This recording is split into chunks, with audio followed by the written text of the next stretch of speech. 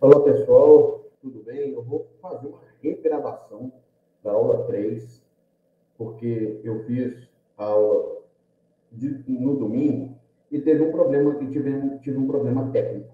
Vou regravar a aula 3, porque houve muitas pessoas que me mandaram mensagens falando que ficou muito ruim, que não deu para escutar, e vou estar aqui fazendo essa aula. E eu estava falando sobre a questão que houve. Na aula passada, nós tivemos o Bismarck criando as leis antissocialistas, o Partido Social Democrata se reforçando, criando seu próprio projeto, e assim a gente vai ver como eles vão ter, após a revogação das leis antissocialistas, uma rivalidade com o Partido Católico, de Centro Católico, né, que é um partido de centro-esquerda, e um partido de social-cristão, que era protestante, mas mais voltado à centro-direita. Eles vão ter aí uma grande rivalidade, tanto política como ideológica. Então, meus caros, o que a gente vai ver nessa questão é que os sociais-democratas, eles vão começar a fazer uma grande modificação no seu ato de agir e no seu ato de fazer política. Eles já estavam querendo chegar até a pequena burguesia e incluir os camponeses, e isso foi conhecido como a middle class strategy, ou estratégia da classe média, que produziu aí muitas dificuldades.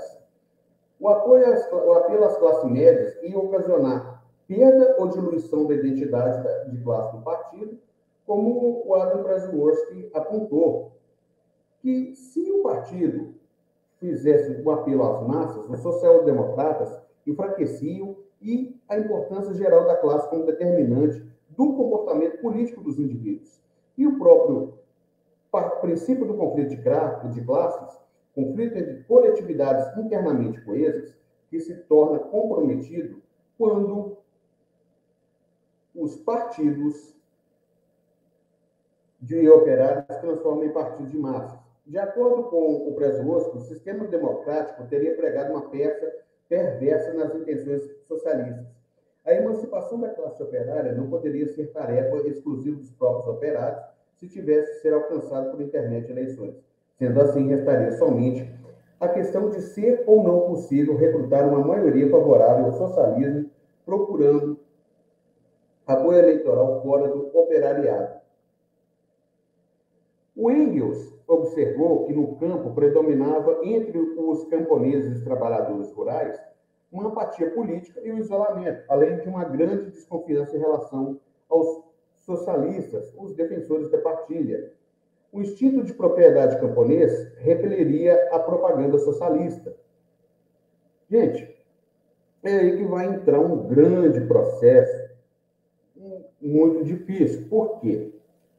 A gente vê que os camponeses, eles estavam, assim, muito, mas muito desconfiados de perderem as suas propriedades, a sua pequena e média propriedade. Aí eles iam procurar os junkers, que eram os grandes proprietários, e esses aí, eles faziam um acordo, tanto político, você, não, eu vou te proteger, mas desde que você me dê um apoio político. Existia aí uma espécie de caudilismo político. Existia aí o mesmo que vai ocorrer aqui no Brasil, uma espécie de coronelismo.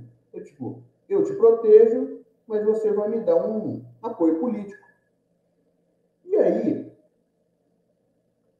quanto mais os social-democratas vão tentando entrar nessa questão da questão agrária, vai haver mais resistência. Por quê? Os social-democratas defendiam o fim da propriedade privada, que houvesse a cooperativismo, que todos dividissem, trabalhassem, dividissem assim. Aí ia ser uma forma de chegar ao socialismo. Tudo bem. Mas muita gente aí, a maior parte, e a Alemanha era um estado, um país predominantemente rural na época. Nós estamos falando de um grande problema que vai ser colocado em xeque. A meta revolucionária aí vai ser muito desgastada. Por quê? Só com a participação eleitoral, que tinha se mostrado útil, até certo ponto necessária, a participação dos partidos socialistas em partidos de massas, essa participação se transformou num verdadeiro dilema. Aí todo mundo chegava e falava assim: nós vamos fazer a revolução, nós temos que acabar com a propriedade privada. Isso não agradava a todo mundo. Aí eles começaram: oh, gente, vamos pensar aqui, vamos matutar. Vamos fazer aqui, vamos fazer o socialismo via parlamento. E isso vai dar origem ao reformismo. A social-democracia alemã viu surgir em seu cerne o estabelecimento da dicotomia entre reforma e revolução. O trabalho cotidiano do partido não seria orientado pelo objetivo revolucionário, que, por sua vez, remanesceria como uma mera representação ideal quase abstrata, capaz de impulsionar o movimento operário, por oferecer-lhe a certeza da vitória final.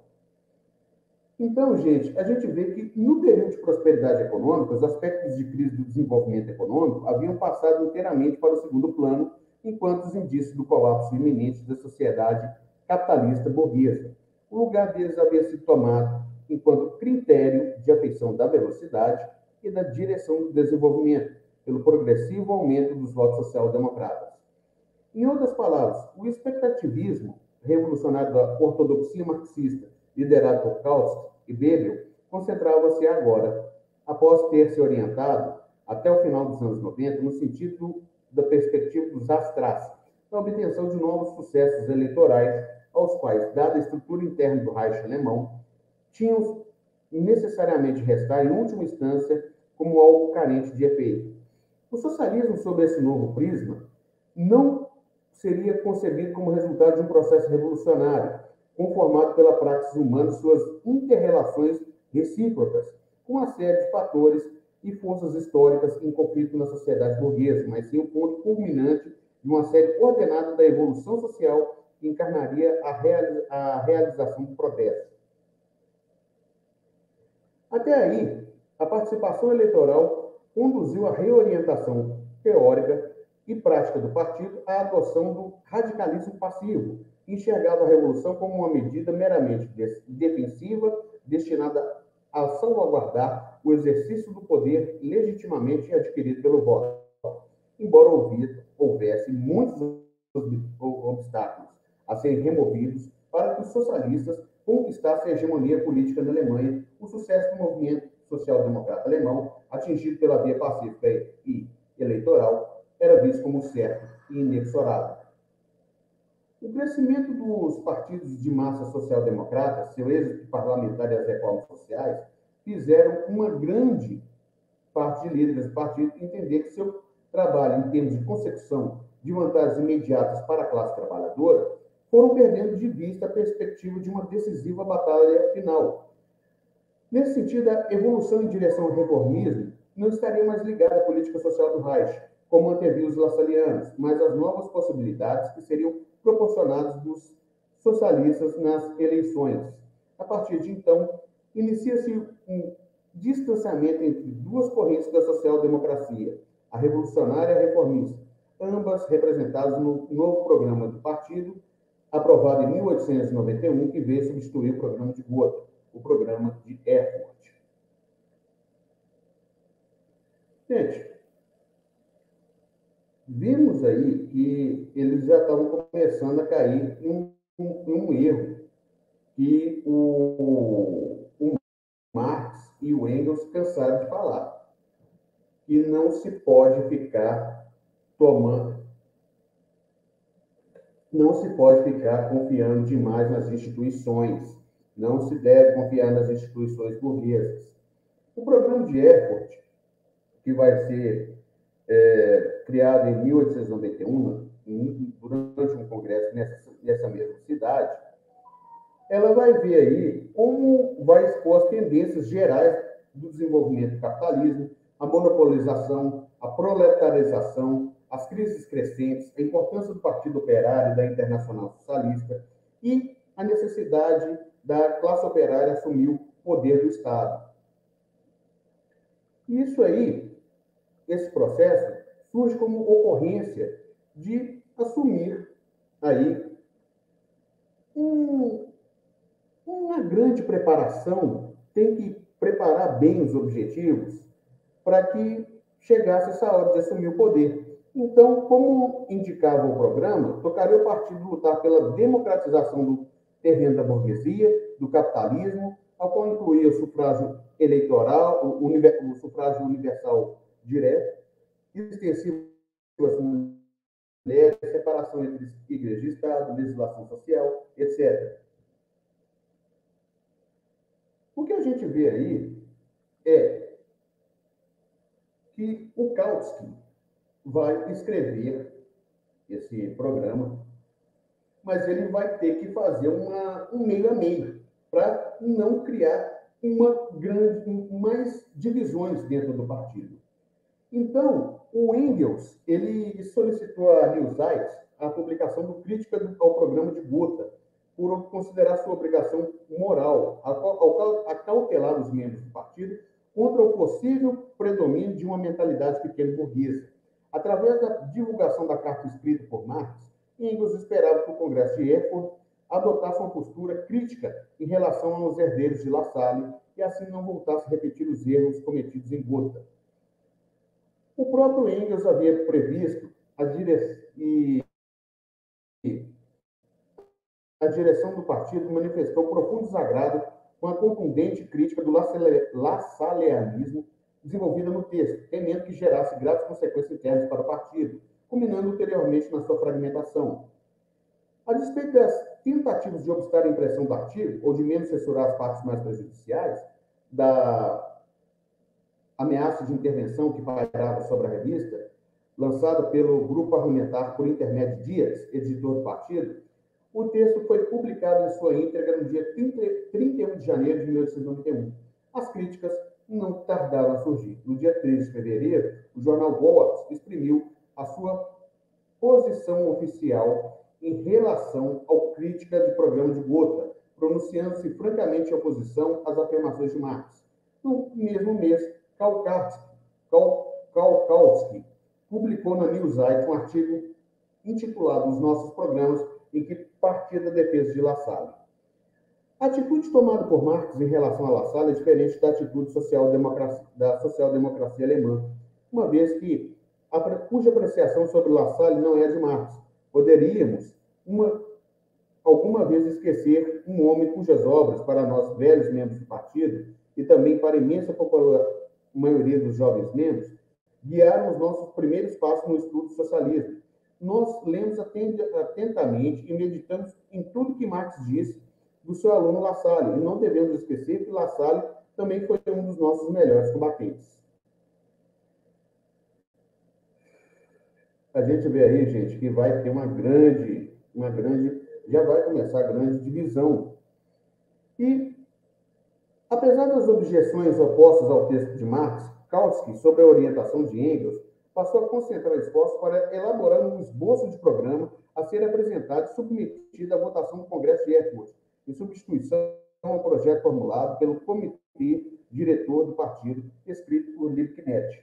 Ao redigir a parte teórica do programa de Erfurt, Kautsky procurou adequá-la à teoria marxista.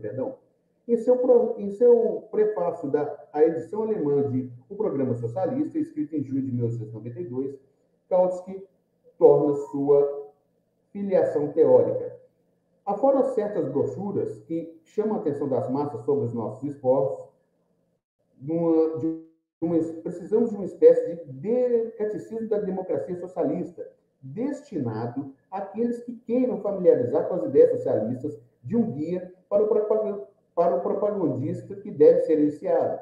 Se eles leram e compreenderam o Capital de Marx, os escritos de Engels, sobre a situação da classe operária na Inglaterra, o socialismo utópico e o socialismo científico, a origem da propriedade privada do Estado, e depois a mulher e o socialismo de Bebel, enfim, o manifesto comunista, que já havíamos citado, como um fio condutor, atravessa todas as obras e as inspira, já são certamente capazes de apreender o conjunto das ideias socialistas modernas. Então, gente, a gente está falando aí, o Kautsky, ele vai escrever e uma tentativa de fazer um meio a meio. Então, a gente não pode dividir. Mas esse projeto de programa defendido por Kautsky, Bebel, ele se viu à base política. E a crítica marxista aí triunfou completamente. Uma das coisas que a gente pode ver aí é que a proletarização das massas populares, a reunião de todo o capital entre as mãos de um pequeno número de indivíduos que governam a vida econômica das nações capitalistas, as crises, a insegurança existente, todos esses efeitos desastrosos e revoltantes do modo de produção capitalista não podem, sobre a base de modo de propriedade atual, ser freados em seus progressos constantes pelas reformas, quaisquer que sejam a extensão que se suponha. Isso aí que não podia acontecer mesmo. Então, o programa, gente, ele abordava essas questões centrais marxistas, como o desaparecimento da pequena indústria, o empobrecimento do proletariado, concentração do capital, crescente número de proprietários e a expansão do exército industrial de reserva, as crises econômicas, a superprodução, a ênfase da luta de classes e a crítica ao socialismo de Estado e ao cooperativismo. Isso que eles criticavam. Isso é uma questão aí que é dar ênfase, de acordo com o programa. A monopolização dos meios de produção suscitaria um aumento progressivo da miséria, da opressão, da sujeição, da humilhação e da exploração do proletariado e das camadas intermediárias, ou os pequenos burgueses e camponeses. Ademais, o abismo que separa os possuidores e os não possuidores pelas crises teriam a sua origem na essência do modo de produção capitalista. Essas crises tornar-se-iam cada vez mais extensas e devastadoras, fazendo da insegurança geral o estado normal da sociedade. Somente a transformação da propriedade privada capitalista, dos meios de produção em propriedade social e transformação da produção de mercadorias em produção socialista, isto é, em produção efetuada para e pela sociedade, poderiam fazer com que a grande exploração e a produtividade crescente do trabalho social se transformassem de fontes de miséria e de opressão para fontes de maior bem-estar e um aperfeiçoamento harmonioso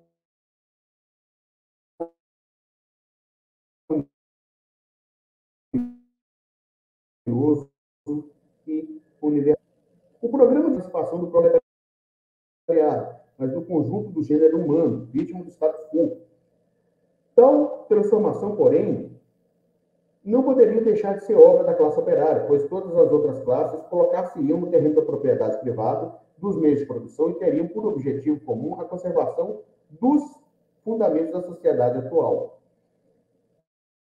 Kautsky anunciava que a evolução econômica da sociedade burguesa levaria com necessidade das leis da natureza a ruína da pequena exploração, de modo que os modos de produção tornassem-iam um monopólio de um número relativamente pequeno de capitalistas e de grandes proprietários.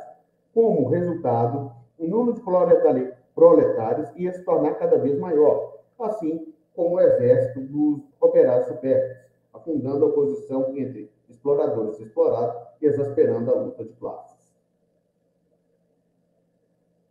Então, gente, o Kautsky, ele já estava começando a falar assim, gente, de acordo com a evolução, nós seguimos a evolução. Ele dava para ver aí que ele esbarrava muito uma espécie de evolucionismo, né? E ele misturou uma espécie de marxismo com evolucionismo. Isso mostra que a teoria darwinista teve sobre o seu pensamento. Apesar de enfatizar o caráter resistível e necessário da evolução social, ele minimiza o papel ativo desempenhado pelos homens nesse processo, embora ele não extinga por completo. Aí ele vai dizer um pedaço aqui: nós temos a ruína da sociedade atual como inevitável, porque nós sabemos que a evolução econômica cria necessariamente as condições que forçam os explorados a combaterem essa propriedade privada. Não é tão bem assim não, mas ele foi seguindo, né? Ele teve que chegar e falar, ó, ele estava andando na corda bamba e equilibrando dois elefantes em cada ponta da vara.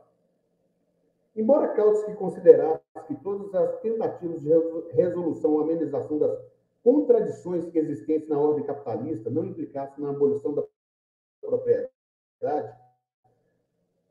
dos meios de produção se mostrariam ineficazes, não menosprezava de efetuar reformas sociais. Kautsky tentava conciliar seu discurso revolucionário com as demandas reivindicadas pelos setores reformistas da social-democracia. Nesse sentido, destacou que várias maneiras de agir sobre a evolução econômica pode acelerar ou retardar, enfraquecer ou reforçar os seus efeitos, torná-la mais dolorosa e menos penosa, segundo o que se dispõe na sociedade.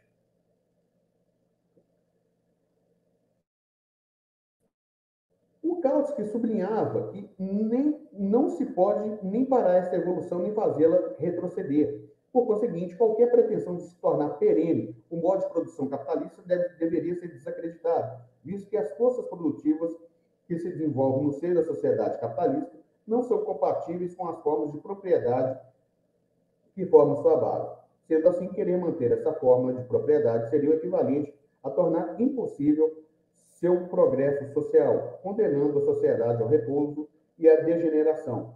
Mais uma impressionante degeneração em vida, acompanhada das convulsões as mais dolorosas. Deste modo, a experiência ensinaria que os meios empregados para impedir a evolução da sociedade, no sentido do socialismo, se mostram ineficazes, ou mesmo agravariam os males que deveriam fazer desaparecer. Os meios realmente suscetíveis de remediar, mais ou menos, um ou outro dos inconvenientes existentes tem por efeito a precipitação do curso da evolução.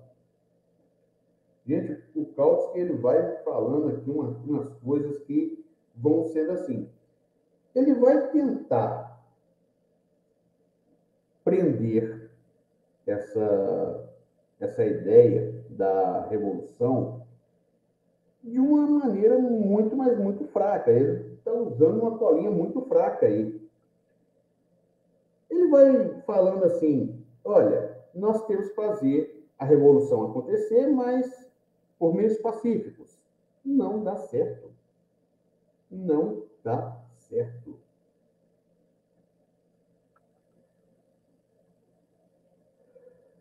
A cada dia que passa, a gente vê o pessoal fazendo tendo essas divisões, como é que fala mesmo? A cachorrada está latindo mesmo. Então, gente, o que a gente vai colocar aqui? Eles propunham quietismo governamental ou simples legalismo no plano político-social, argumentando que, pela lei, caracterizava uma grande reforma no campo social. E, assim, teria a ausência da coerção social no sentido da opressão de classe. Então, existe algumas coisas aqui que o Kautsky e o Bernstein vão começar a fazer durante esse programa de Erfurt. Eles vão começar a defender também sufrágio universal, sistema de representação proporcional, reformas na legislação eleitoral, direitos civis e políticos plenos para ambos os sexos, reforma administrativa, reformulação da política militar, laicização do Estado, reforma educacional, reforma judiciária, gratuidade de assistência médica, instituição de imposto progressivo sobre rendimentos e a fortuna. E o programa de EFOS, ele inclui tarefas urgentes destinadas à proteção da classe operária, como a implementação de uma eficaz legislação protetora do trabalho. Então, o programa formulado por Kautsky e Bernstein, o Engels, ele vai tecer algumas importantes observações críticas, publicadas após a morte de Liebknecht, em 1901. Ele intitulado Contribuição para a Crítica do Projeto da Social-Democracia. Em carta dirigida a Kautsky, datada de 29 de junho de 1891, Engels justifica esta iniciativa, mostrando-se preocupado com a possibilidade do programa descansar no pacífico oportunismo e na passagem tranquila desse velho lamaçal para a sociedade socialista. Em seu programa, Engels elogia o fato de o projeto ter eliminado os numerosos resquícios de uma tradição envelhecida, ao que especificamente Lassalleana quer especificamente Lassalleana ou socialista vulgar. Estava aderindo aí, pessoal, a um socialismo um tanto quanto vulgar, mas aí o Engels chegou e consertou, falou só, gente, principalmente ao Bernstein, né? Que o Bernstein ele vai ter um grande defeito presente de ausentar qualquer referência à ação revolucionária, ou, ao menos, a reivindicação da concentração de todo o poder político nas mãos da representação do povo através do estabelecimento de uma república unitária. O Engels, mesmo sendo verdade as reformas propostas possam oferecer alguns meios para que se alcance a reivindicação principal, sozinhas elas não seriam suficientes para atendê-la. O autor, o Engels, alerta para o perigo de deixar atrair pelo oportunismo que começa a se propagar numa grande parte da imprensa social-democrata, que se apresenta como um mero reformismo. Aí ele vai escrever aqui o seguinte: com medo de uma renovação das leis contra os socialistas, ou lembrando que certas opiniões emitidas prematuramente, no tempo que essa lei estava em vigor, pretende-se agora que o partido reconheça a atual ordem legal na Alemanha como suficiente para fazer realizar todas as suas reivindicações pela via pacífica. Passe a acreditar a si próprio que é o partido da sociedade atual, ao desenvolver-se, passa pouco a pouco para o socialismo, sem se perguntar se, para isso, ela não será obrigada a sair da sua velha carapuça com tanta violência como o lagostim do Rio rebenta a sua. Como se na Alemanha não tivesse, além disso, de romper os entraves da ordem política, ainda semi-absolutista e ainda por cima indescritivelmente embaralhada. Bom, gente, o Engels aí, ele direciona as críticas especialmente ao Bernstein. Ele estava ciente que o mesmo foi o encarregado pela elaboração pela parte prática do programa. E ele não descarta a via insurrecional, ao acrescentar que, diante da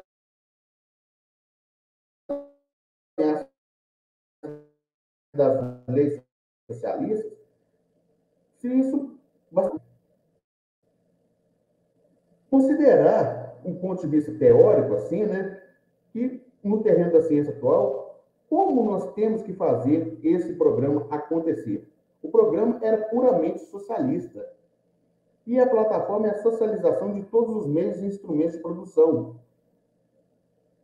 Era que tinha que fazer um meio a meio. Tinha que fazer, assim, algo bastante assim, vamos conciliar o programa, a teoria, o que nós escrevemos, com a prática. Daria reformismo? Deu. A revolução ia sendo deixada de lado. Acrescentaria aí um grande problema, o oportunismo. O oportunismo político. Aí eles começavam a achar, muitos dos social-democratas, eu começar a falar, não, pelas leis nós vamos conseguir. E eles não tinham poder efetivo. Proclamar tais ideias sem tirar a folha da parreira ao absolutismo, cobrir a nudez com o próprio corpo, né?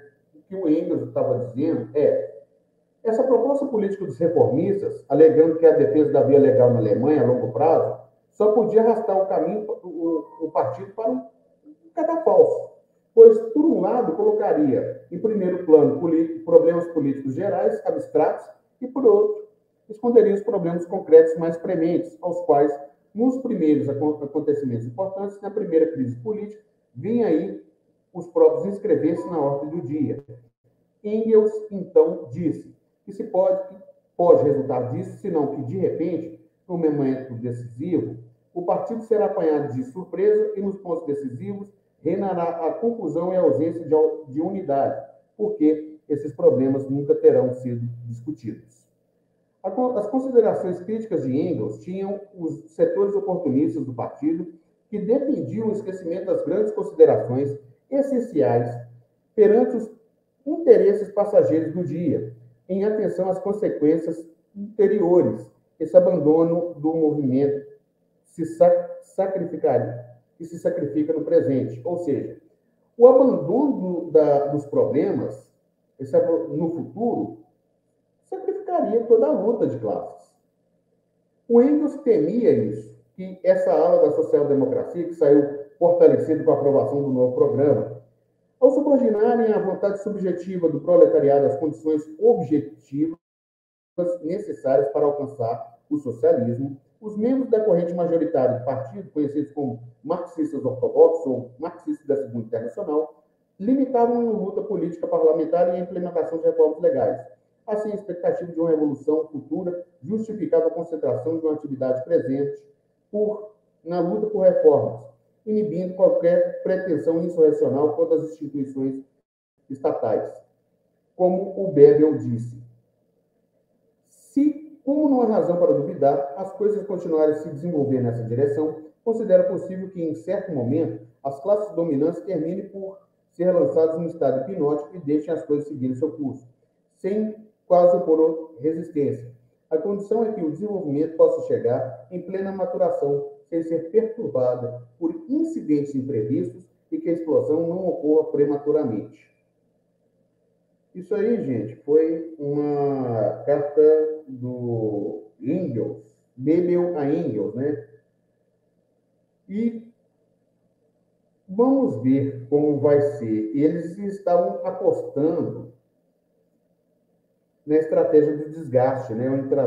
Ao invés da estratégia do aniquilamento, ou seja, o apego à ideia que deveria aguardar o momento apropriado, quando as condições objetivas estivessem suficientemente maduras, para que se efetue a conquista do poder estatal através da maioria do parlamento. Admitiu o uso da força apenas de modo excepcional como um meio defensivo de manutenção do poder após a conquista da vitória parlamentar. Planejava-se assim um consenso eleitoral que conduzisse a maioria no governo e ao redirecionamento da política estatal.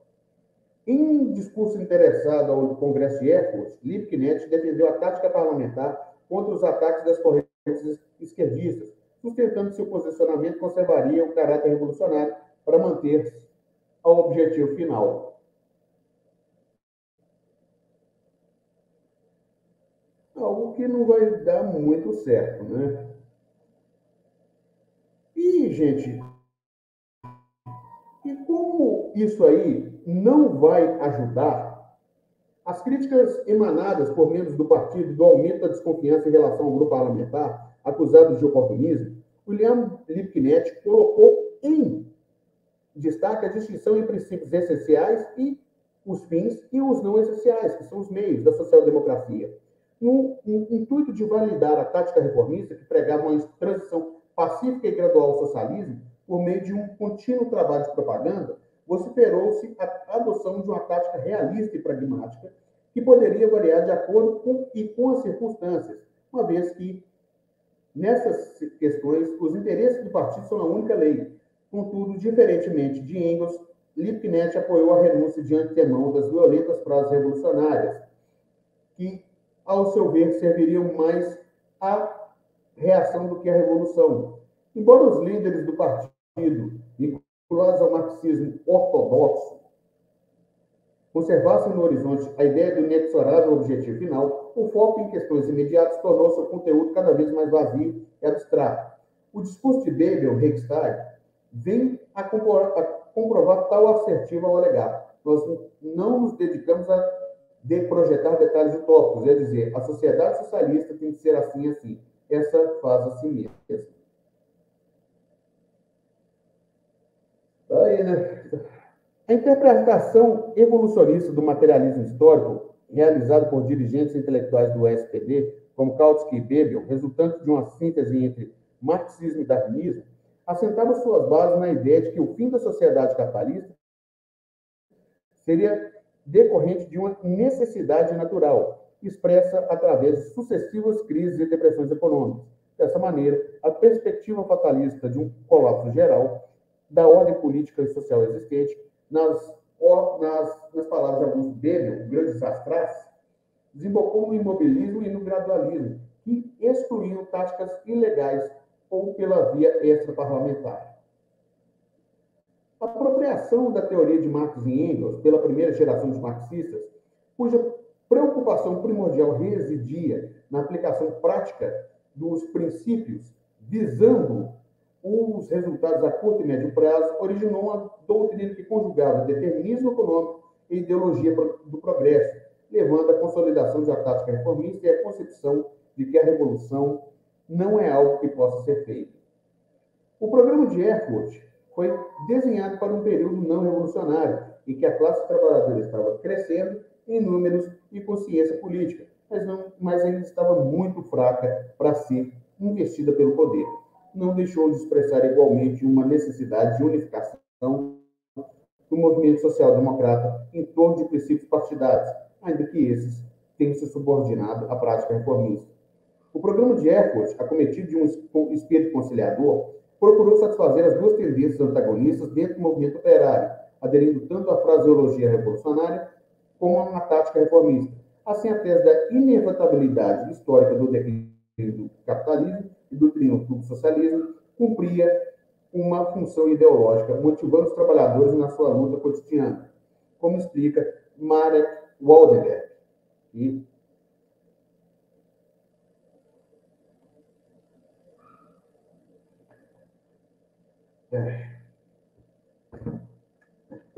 a tese correspondia às exigências psicológicas das massas proletárias, e isso em proporção tanto maior quanto mais relações sociais e do sistema político provocava a discriminação dos proletários e ao considerá-los como uma categoria de cidadãos perigosos que deveriam ser isolados do resto da nação. Juntamente com a tese sobre a importância histórica do proletariado, ela dava às massas operárias o sentimento do seu valor de classe e o valor do operário singular enquanto elemento da força coletiva que liberaria a humanidade inteira da exploração, da opressão e do envelhecimento e da miséria.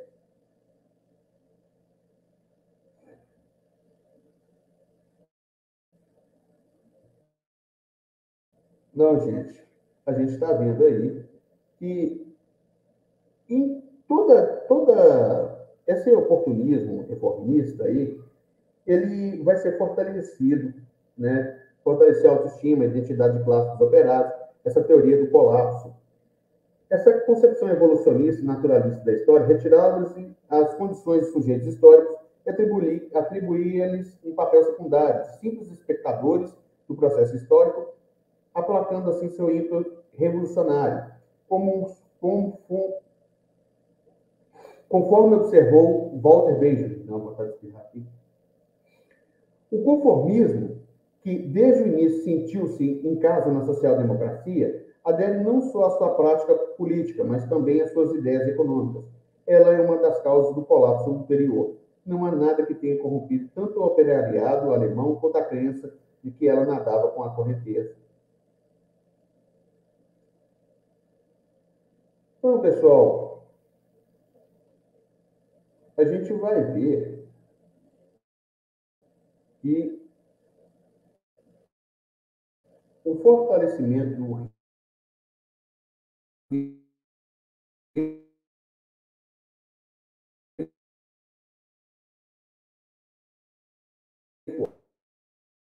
e muito da Europa, mas como tanto fora, vai haver, tanto na América Latina, alguns partidos que vão se espelhar nessa ideologia.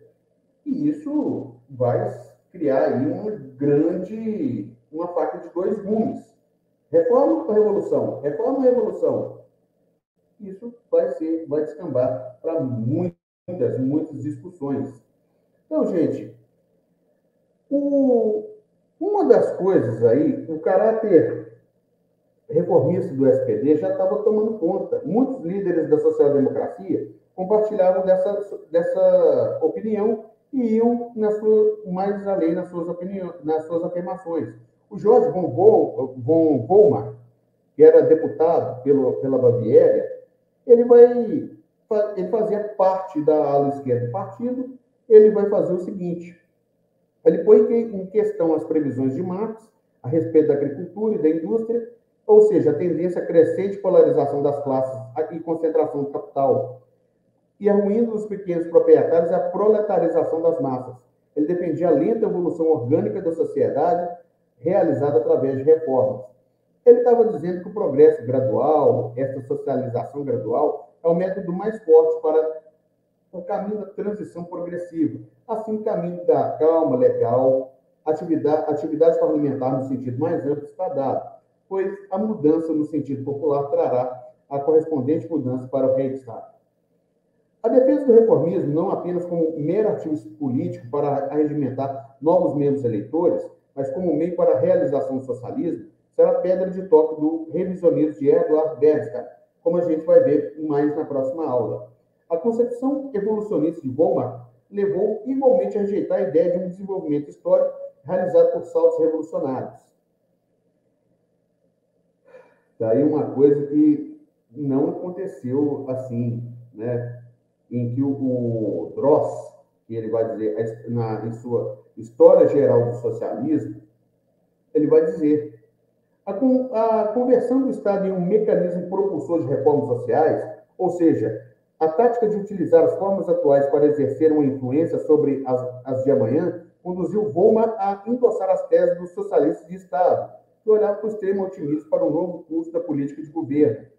Do seu ponto de vista, a social-democracia deveria revisar sua tática, lutar para introduzir, sobre a base de ordenação social e estatal, melhorias econômicas e políticas.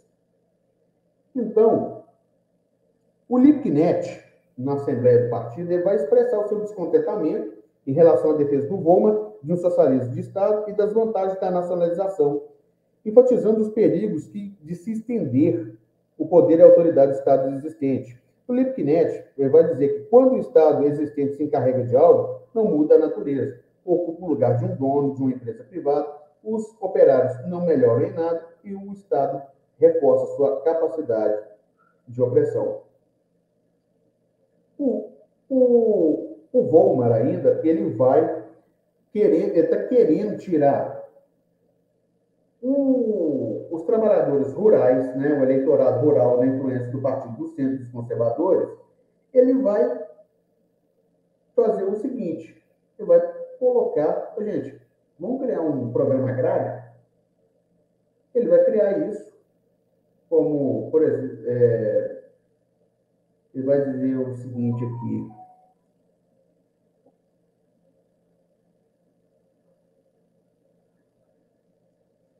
sim. O monopólio, ele vai querer exploração de bosques dos bens comunais, fomentos a cooperativas agrícolas, ver se também acabava bem aí com a nacionalização, queria a nacionalização das hipotecas, monopólio do crédito agrícola pelo Estado, redução das taxas de juros de crédito agrícola. E aí, essas tais proposições tinham sido alvos das críticas de Engels. O Camponês na França e na Alemanha, que foi escrito em novembro de 1894, o Engels identificava os camponeses como um fator essencial da população, da produção e do poder político. Contudo, a análise de Engels, o avanço do capitalismo conduziria seu deslocamento para o segundo plano, em termos econômicos e políticos, e, por fim, a eliminação desse grupo social, tendo em vista que a produção capitalista estaria matando o nervo vital da pequena exploração da agricultura, que tenderia a decair e a marchar irremediavelmente para ruínas. O Engels endereçou aí algumas das críticas aos socialistas franceses de tendência marxista, que formularam o primeiro primeiro programa agrário social-democrata, aprovado no Congresso de Marselha, cuja fundamentação teórica foi exposta no Congresso de Nantes em setembro de 1994. Então, gente,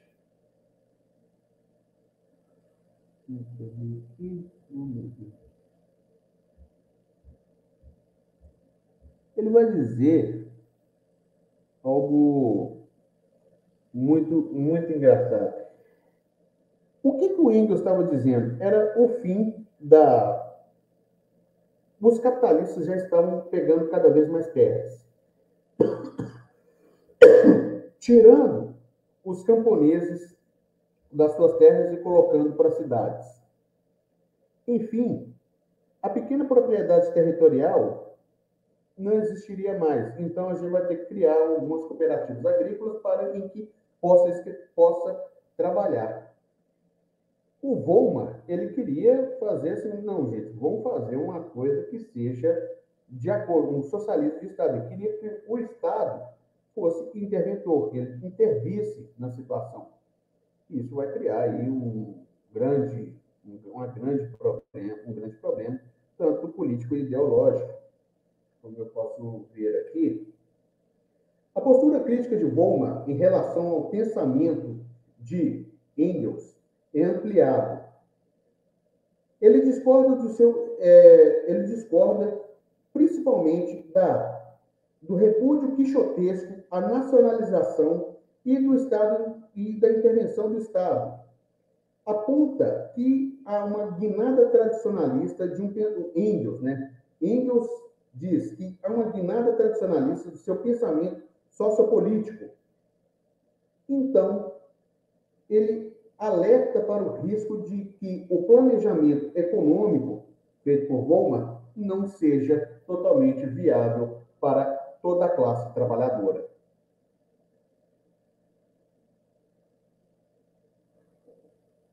Então, gente, a gente vai vendo que a promessa dos sociais-democratas não poderiam cumprir, uma vez que deveriam assumir a defesa da propriedade, parcelar contra toda eventualidade decorrente dos poderes econômicos em ação. O desejo de proteger os pequenos lavradores, no que refere à sua propriedade, só faria criar uma situação anacrônica na qual eles não podem nem viver nem morrer.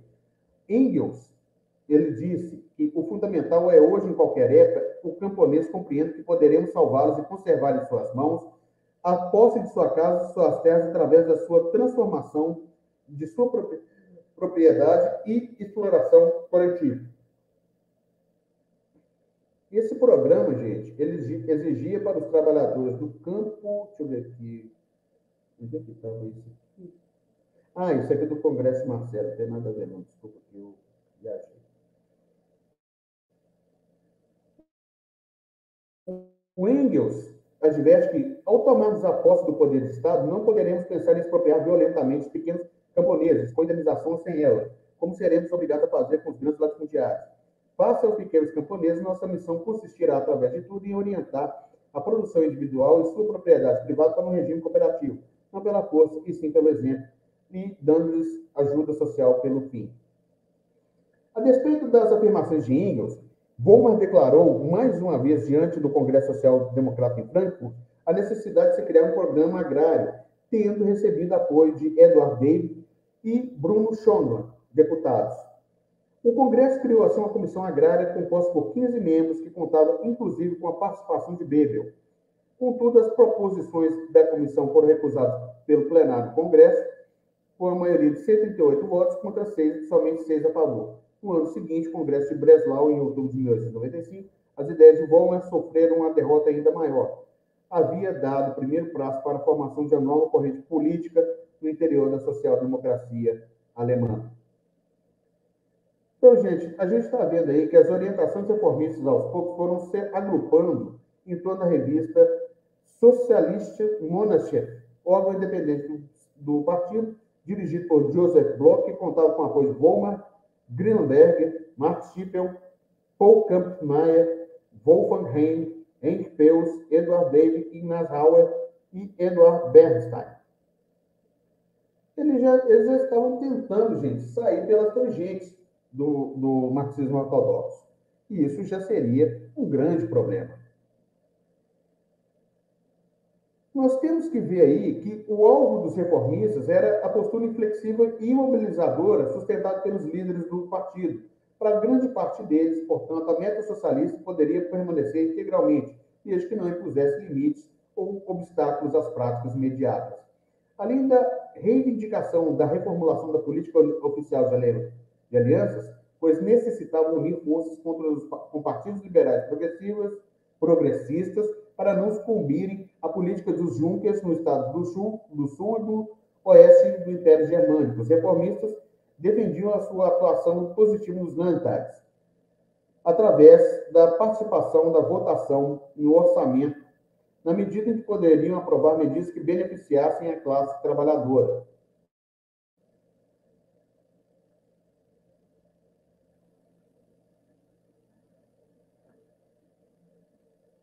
Principalmente nos estados que desfrutavam de maior liberdade civil e política. Na concepção de Weimar, portanto, para obter concessões é necessário negociar, transigir ao invés de lutar. Deste modo, tanto Weimar quanto seus correligionários passaram a votar a favor do orçamento da Baviera a partir de 1894. A atitude essa foi repetidamente condenada por todos os congressos do Partido Social Democrata Alemão.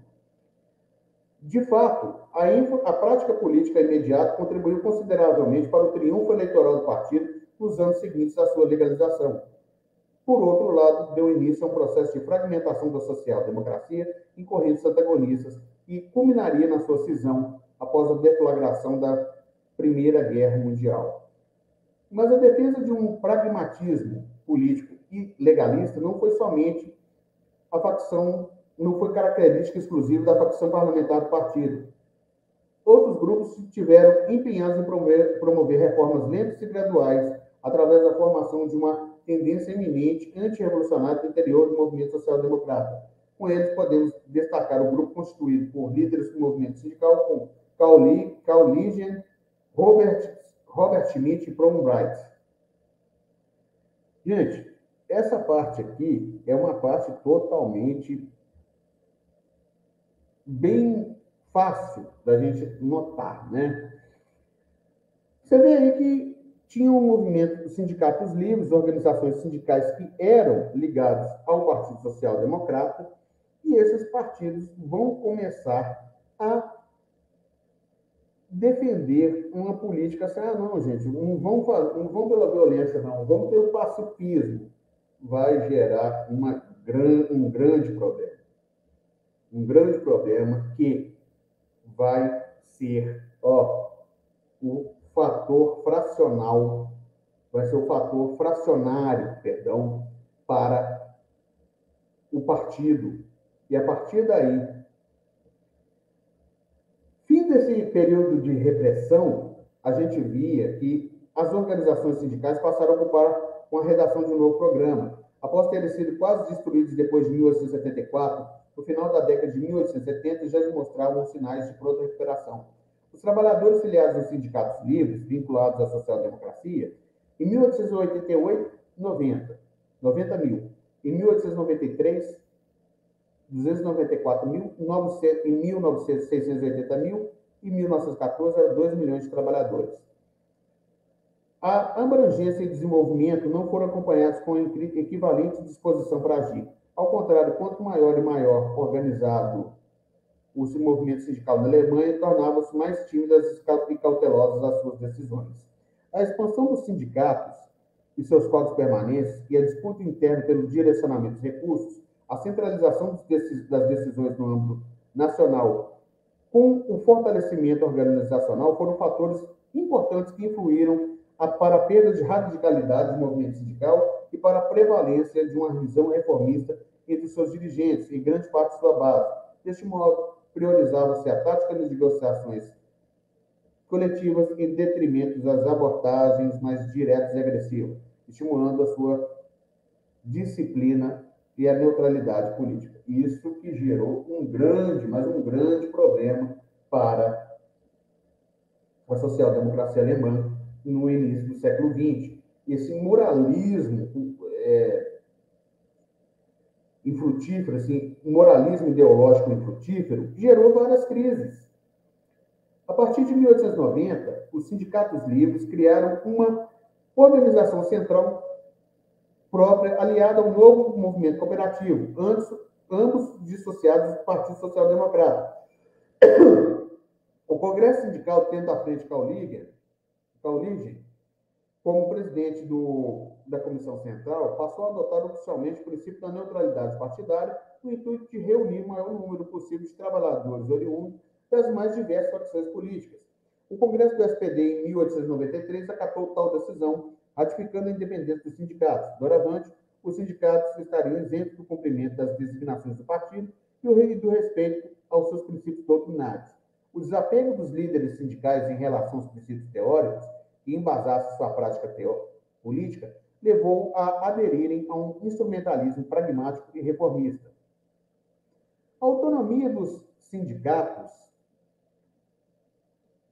possibilitou o surgimento de divergências entre estes e o partido, que ocasionalmente levaram ao enfrentamento político de ambos, como ocorreu no início do século XX. Está vendo? Diante das bem-sucedidas greves gerais ocorridas em vários pontos da Europa, com vistas à obtenção do sufrágio universal da liberdade de associação, como na Bélgica em 1902, Dinamarca e Suécia em 1903, Revolução de Fevereiro na Rússia no mesmo ano. O Congresso do Partido em Iena, em 17 de setembro de 1905,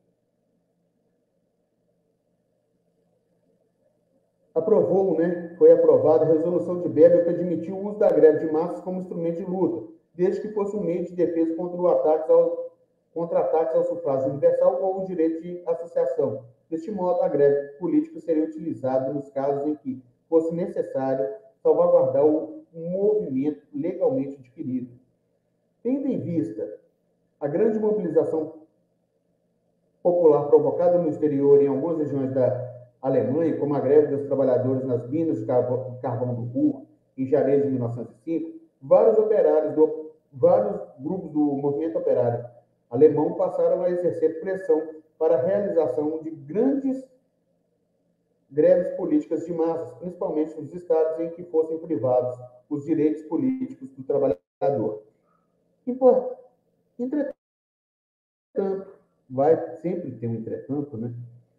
Os dirigentes sindicais reportaram em 23 de setembro do mesmo ano ao Congresso do Partido Social Democrata de Mannheim para fazerem aprovar a resolução do Congresso Sindicalista de Colônia, de maio de 1905, que condenou a greve de massas por ser um instrumento que geraria desgaste político e financeiro prejudicial à organização. Assim conseguiram implantar o reconhecimento de paridade dos sindicatos livres e o partido no tocante à tomada de posição a respeito das greves de massas.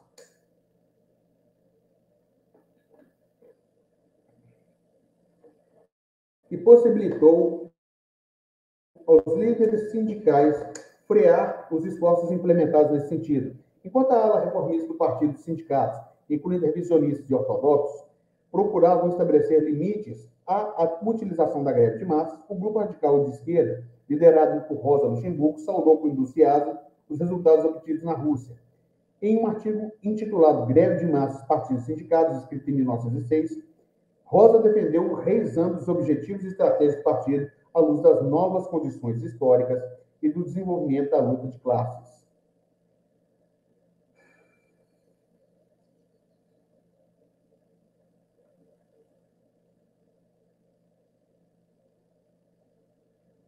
Então, pessoal, a gente vê aí que a Rosa Luxemburgo, ela vai começar a bater de frente contra esse reformismo. A Rosa endereçou contundentes críticas aos dirigentes sindicais responsáveis pela resolução do Congresso de Colônia, especialmente Robert Schmidt, Bommelburg e Lemperters,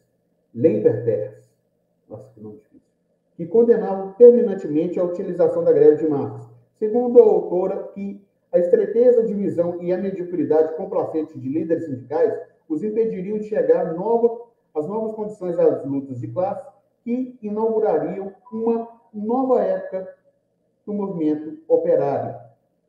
A seu ver, as greves de massas ocorridas na Rússia constituiriam um movimento histórico, resultante da atuação de uma multiplicidade de fatores econômicos, políticos, sociais, gerais e locais, materiais e psicológicos. Isso é, uma nova forma de manifestação da luta de classes. Com efeito, nas palavras da Rosa Luxemburgo, na realidade, não é a greve de massas que produz a revolução, mas a revolução que produz a greve de massas. Nesses termos, a greve de massas não seria um ato único, faria parte de um período de lutas de classe, ao qual um movimento popular desenvolveria uma unidade e sentido, e seus membros, através da experiência, assumiriam uma consciência de classe ativa e concreta. Opondo-se à concepção rígida e mecânica da burocracia sindical e partidária, que somente admitiram a luta como resultado de uma organização que chega somente um certo grau de força, Rosa afirma que a organização nasceria como produto da luta, não sendo necessário como um movimento previamente organizado e educado. Por conseguinte, anuncia que não é a organização sozinha que fornece as tropas combatentes, mas a batalha que fornece, em grande medida, os recrutas para a organização. Ao destacar a importância do elemento espontâneo das massas desorganizadas, tanto no que se refere às ações diretas quanto à política parlamentar, Rosa passa a atribuir um novo papel ao partido. No lugar de fabricar a revolução, deveria orientar politicamente a luta, fornecendo a palavra de ordem e uma tática socialista consequente e decidida, capaz de provocar nas massas o sentimento de segurança, confiança e combatividade. O partido, portanto, deveria adaptar-se às condições da luta de classes, tornando sua voz intérprete das vontades das massas. Consoante o entendimento de Rosa, a exasperação do conflito de classes daria ensejo a uma situação revolucionária, no qual a luta política e a luta econômica vincular-se-iam dialeticamente.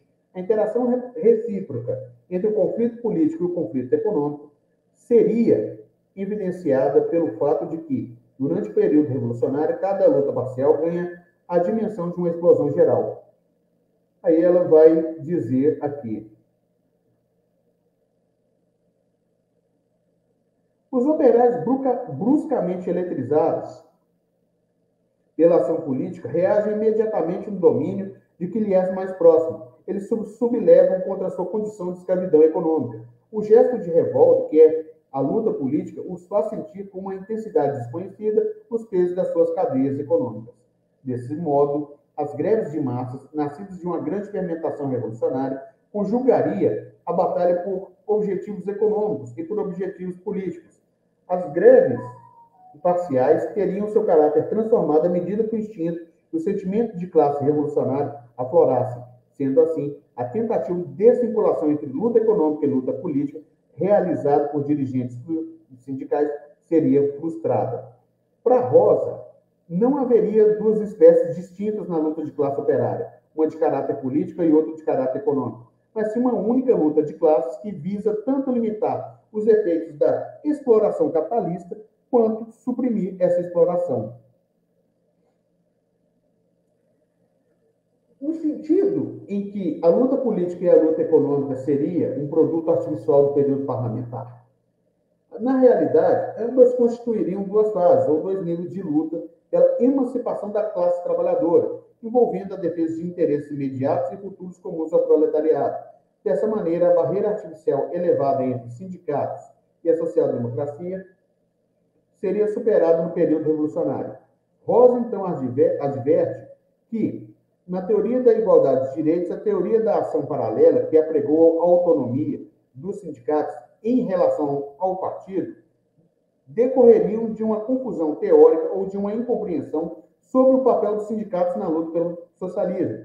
Tais equívocos e descaminhos, representados pelos clamores em favor do distanciamento entre sindicatos e social-democracia, exprimiriam ainda a propagação de uma tendência oportunista presente nas duas organizações, que pretendia reduzir a luta política e a luta parlamentar, transformando o caráter revolucionário da social-democracia em um caráter reformista pequeno-burguês.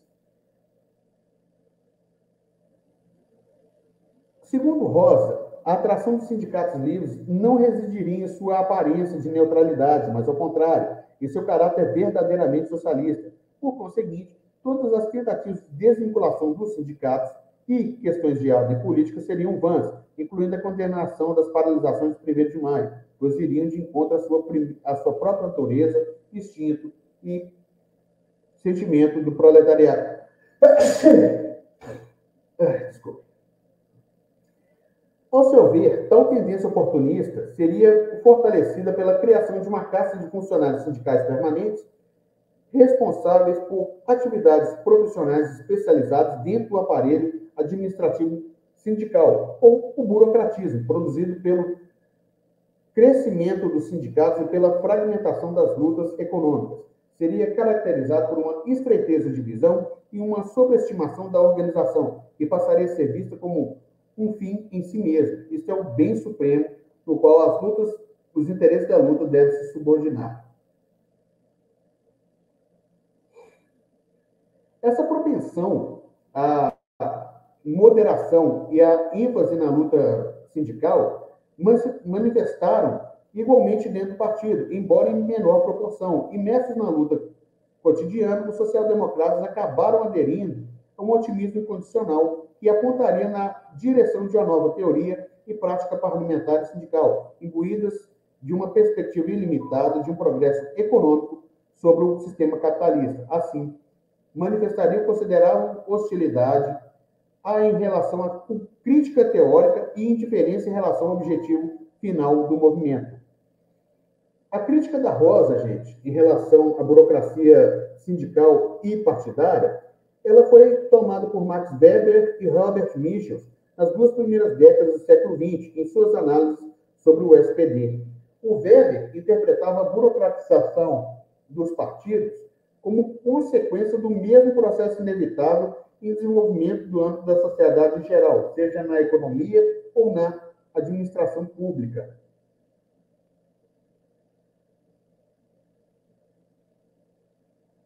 De acordo com o Weber, o crescimento da importância do funcionalismo assalariado, a expansão da máquina eleitoral destinada à obtenção de votos, a racionalização das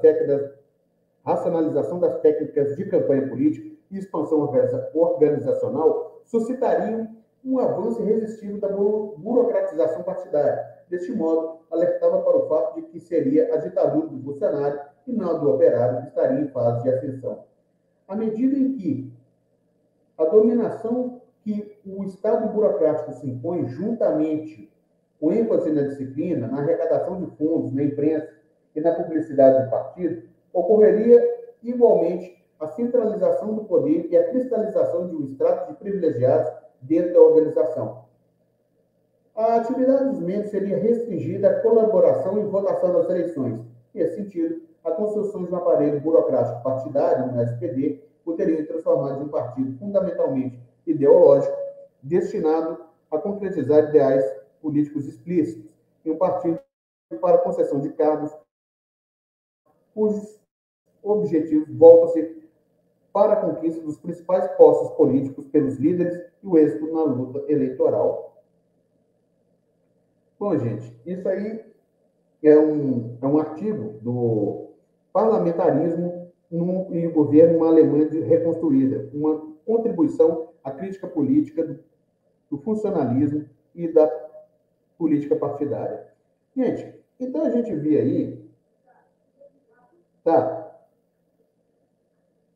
As atividades dos membros eram muito limitadas. Geralmente não fazem mais do que pagar suas contribuições, assinar o jornal do partido, comparecer com certa regularidade às assembleias, onde oradores do partido se apresentam, e oferecer voluntariamente uma cota moderada do trabalho à época das eleições.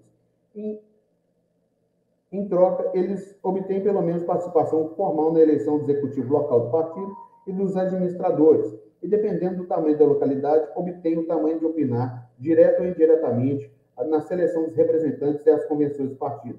Por via de regra, todos os candidatos são designados pelo núcleo composto de líderes permanentes e burocratas.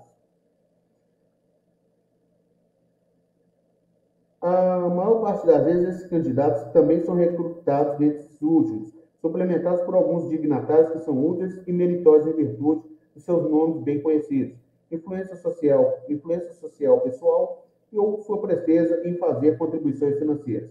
O eleitor comum não pertence a nenhuma organização e é cortejado pelos partidos e é completamente inativo. Os partidos notam-no principalmente durante as eleições e de uma forma somente através da propaganda a ele dirigida. Então, a gente está vendo aí que a Rosa Luxemburgo começou a detonar os reformistas e ela já chegou na goela dos dirigentes sindicais, falando assim: olha, vocês estão fazendo a coisa totalmente errada. E ela fez isso. Tem um filme da Rosa Luxemburgo onde tem essa parte, ela começa a discutir isso. Vocês estão chegando, vocês estão indo por um caminho totalmente perigoso. Enfim, assim, enquanto nos partidos o surgimento dos líderes propiciaria o rompimento da solidariedade de classe e perda do caráter ideológico, nos sindicatos, locos de difusão de um ethos heróico de fraternidade, ocorreria a concentração nas lutas econômicas imediatas, em oposição das pretensões políticas. Dessa maneira, ganhariam um caráter apolítico ou antipolítico.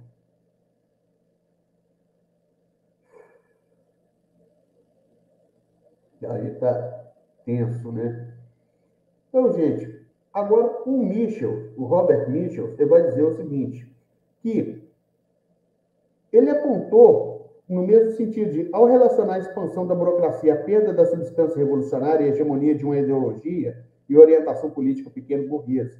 Na concepção do autor, a burocracia seria uma força conservadora dentro do partido, a divisão entre uma minoria dirigente e uma maioria dirigida, e diferenciação hierarquizada de órgãos e funções que conduziriam a uma tendência aristocratizante. Por consequente, Michels conclui que quanto mais o aparelho de uma organização se complexifica, isto é, mais ela vai aumentar o número dos seus adeptos, seus fundos crescer e sua imprensa desenvolver-se, mas terreno perde e o governo diretamente exercido pela massa, suplantado pelo crescente poder dos comitês. Deste modo, a concentração do poder daria origem a uma elite operária, uma oligarquia de chefes profissionais desprovidos de motivações idealistas. Tais funcionários remunerados seriam orientados pela fidelidade, disciplina e sentimento de dever, conforme se especializam nas questões técnicas e pontuais. Os dirigentes perderiam a perspectiva de totalidade. O Michel, gente, ele vai observando a contradição presente no processo de expansão dos partidos socialistas. Quanto mais fortes e organizados se tornavam, mais subordinados estariam às exigências da vida cotidiana. Em suma, aquilo que seu ângulo de sua visão ganhava em precisão, perdia em amplitude e grandeza. Como consequência, rejeitavam todas as críticas, mesmo quando feitas em nome dos princípios fundamentais do socialismo, a partir do momento que ameaçavam enfraquecer a situação do grupo parlamentar. Inúmeros chefes socialistas teriam se tornado estranhos àquilo que o socialismo contém de essencial, debatendo-se contra o ceticismo, retornando outros, conscientemente ou não, aos seus ideais pré-socialistas. Entre esses estariam os revisionistas, que permaneceriam exteriormente fiéis à causa que um dia sacrificaram o melhor de si mesmos. Então, colocando aqui, renunciando, porém, ao idealismo, tornaram-se oportunistas. Os antigos crentes, os autoristas de antes, cujo ardoroso coração só aspirava a dar-se, transformaram-se em céticos e em egoístas, cujas ações são guiadas apenas pelo cálculo frio. É certo que, à medida que o indivíduo alcança seu partido em posições cada vez mais elevadas, seu mundo psicológico e intelectual geralmente sofre uma evolução que termina em transformação completa. E quando essa transformação está concluída, o chefe não vê em sua modificação mais do que um reflexo da modificação operada, segundo pretende, no mundo que envolve as novas circunstâncias, diz ele, exigem teoria e uma reforma tática. Para Michels, o reformismo e o revisionismo seriam fenômenos produzidos pela expansão e burocratização dos partidos, que, por sua vez, originaram originariam uma elite dirigente pragmática, avessa ao idealismo e afastada das massas. Assim, de acordo com o autor, é da necessidade psicológica de encontrar uma explicação e uma desculpa para as metamorfoses dos chefes que nasceu em grande parte para a teoria reformista e revisionista do socialismo internacional.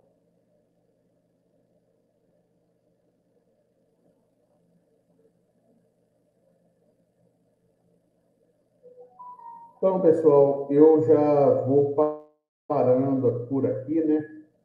Porque a gente vai ver que a Rosa Luxemburgo disse que ou vocês prestam atenção nas massas ou a gente vai perder a gente vai perder o bonde. E muita gente ali foi só indo para o caminho errado. O Engels avisou isso. Criar um aparato burocrático, que essa hierarquia, esse centralismo todo não foi de grande ajuda. Mas, bom, foi de grande ajuda, mas foi feito assim, meio que nas coxas. A gente tem que analisar os níveis de atuação, sejam eles central, regional ou local. Eles não estavam tão bem definidos e coordenados. Não havia um controle eficiente sobre o tamanho da organização, sua estrutura financeira, nenhum sistema regular de troca de informações com as unidades locais. Gente, é muita, mas muita coisa mesmo. Então, a gente vai ter que falar aí falando sobre o Congresso de Mainz, que estabelecia mais um passo na direção da descentralização ao instituir uma separação de poderes administrativos e políticos na cúpula do partido, dividido em um comitê diretor, composto por 2 presidentes, 2 secretários, um tesoureiro e 2 associados. Essa comissão de controle, com 9 membros, com poderes para realizar todas as ações do Executivo. O Estatuto, aprovado em 1900, deixava ainda aberta toda forma de organização local e reafirmava a importância do líder local, que tornava-se um representante oficial do partido na localidade. Então, gente, os sociais-democratas, eles vão trabalhando aí cada vez mais seu aparato. E eles vão estar criando aí um projeto elaborado pelo Bebel, que tornava admissível a participação dos social-democratas na votação do orçamento. Em seu pronunciamento, Bebel justificou sua posição alegando que a conquista do poder político seria o objetivo principal que um movimento proletário consciente dos antagonismos de classe deve perseguir. Cada dia que passa, eles já iam só criando mais caminhos e deixando assim a luta de classes meio que de lado. Isso era bastante perigoso. Então, pessoal, na próxima aula a gente vai falar bem aqui sobre o revisionismo do Bernstein, que ele vai ser o sujeito que vai meter a facada no marxismo do Partido Social Democrata, né? Ele que vai favorecer a desaparição de discussões do cunho teórico político mais aprofundado na instituição. A gente vai ver, gente, que o revisionismo do Bernstein criou aí uma refutação da luta de classes e levou a social-democracia a negar a base da sua existência, né? A sua consciência e a sua solidariedade de classe. O surgimento dessa corrente abertamente revisionista, consolidada a partir da evolução teórica do Bernstein, cuja pretensão principal residia na reformulação da doutrina do partido, a fim de atender os propósitos práticos e demandas imediatas, conferiu maior força e coesão aos reformistas.